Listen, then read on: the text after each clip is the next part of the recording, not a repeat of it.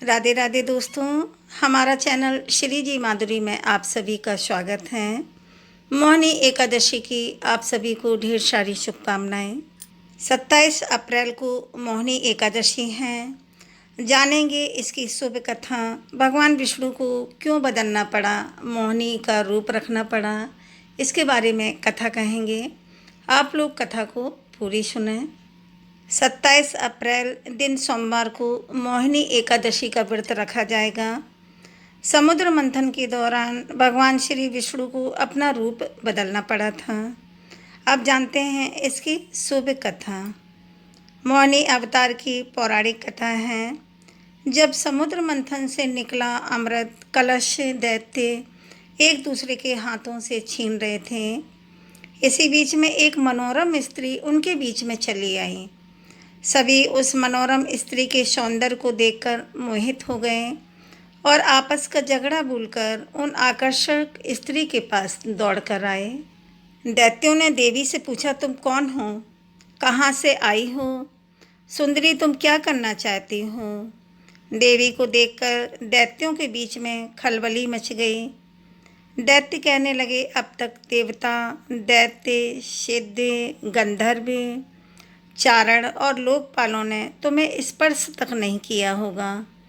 अवश्य विधाता ने तुम्हें संपूर्ण इंद्रियों एवं मन को तृप्त करने के लिए भेजा होगा। सुंदरी, तुम हमारा झगड़ा मिटा दो।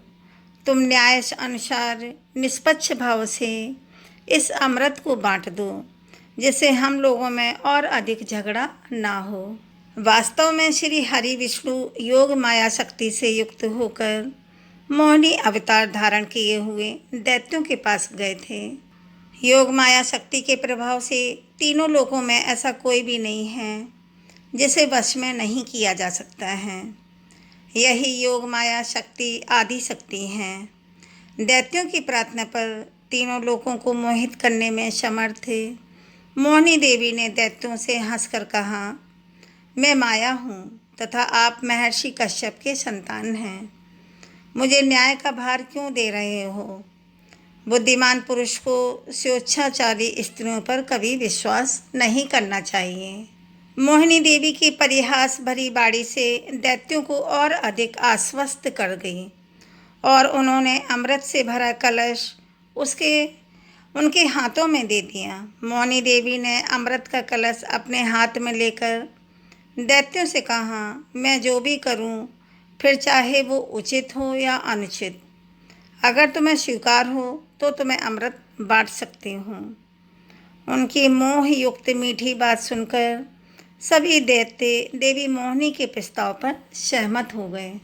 मोहिनी देवी ने अगले दिन अमृत पान करने की सलाह दी और मोहिनी देवी के आदेशानुसार अगले दिन समस्त दैत्य स्नान करके अमृत पान करने हेतु पंक्ति में बैठ गए। देवता भी वहां आकर बैठ गए। मोहिनी देवी अमृत का कलश हाथ में लेकर आईं। वे बड़ी ही सुंदर साड़ी पहने हुए थीं।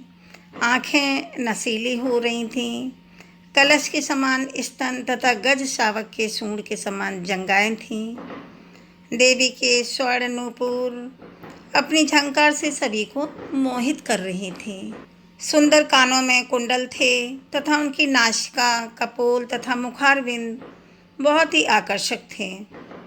बाद में भगवान के इस मोहिनी अवतार ने देवों को अमृत पान कराया और दैत्यों के साथ छल किया। उधर जब भगवान शिव ने सुना कि श्री हरि ने दैत्यों को मोहित करके देवताओं को अमृत पिलाने के लिए स्त्री का रूप धारण किया, वे उस स्थान पर आ गए। शंकर भगवान उस स्थान पर गए जहाँ भगवान श्री हरि निवास करते थे। वहाँ जाकर शिवजी ने भगवान श्री हरि की स्तुति वंदना की। श्री हरि ने शिवजी को दैत्यों को मोहित करने वाले मोहिनी रूप दिखाया। एकाएक शिवजी एक रंग बिरंगे फूलों से भरे पूरे उपवन में पहुँच गए। वहाँ उन्होंने बड़े ही सुंदर परिधान पहने हुए, कमर में करधनी पहने एक सुंदर स्त्री को कीड़ा करते हुए देखा। उन देवी ने लज्जा भाव से मुस्कुराकर तिरछी नज़र से शिवजी की ओर देखा। बस फिर क्या था, कामदेव को भस्म करने वाले भगवान शंकर का मन उनके हाथ से निकल गया।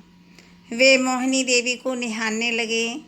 उनकी चितवन के रस में डूबकर शिवजी इतने भावातुर हो गए कि उन्हें अपने आप की भी सुध नहीं रही।